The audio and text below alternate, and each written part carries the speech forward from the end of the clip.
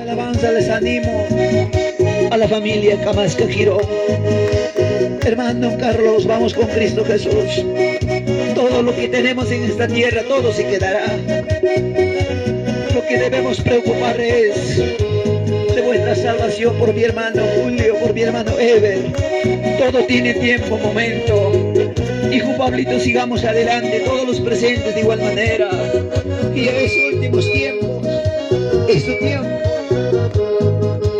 Hermanos míos, y esos últimos tiempos, hermanas mías, y esos últimos tiempos, acuerdo de su palabra, los días se van corriendo, acuerdo de su palabra, los días se van corriendo.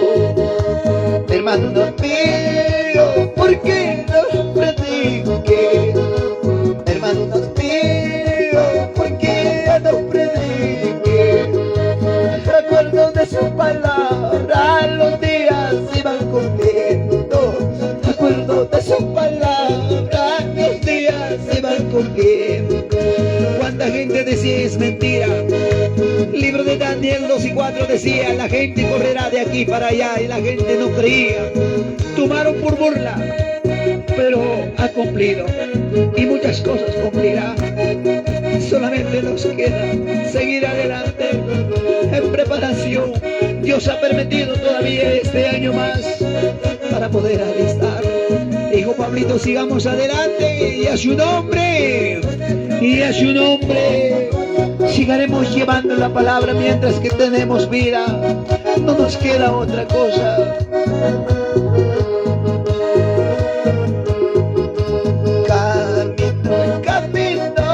Jesús es el camino, camino, camino, Jesús es el camino.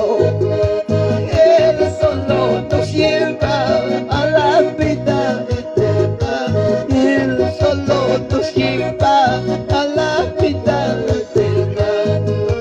Despierte, mi hermano, vamos todos con Cristo. Despierte, mi hermano, vamos todos con Cristo. Él solo nos lleva a la vida eterna. Él solo nos lleva a la vida eterna. El único camino es Jesucristo. Sin Él nadie pudiera llegar a la presencia de vuestro Padre. ¿Cuánta gente dice que descansa en paz al lado de vuestro Padre? Y si tú no estás preparado, es mentira. Por lo tanto, Dios todavía nos tiene en vida para poder prepararnos. Y a su nombre, y a su nombre, vives que vive, y vienes que viene. Sí, sí, alábale a Dios. Gracias.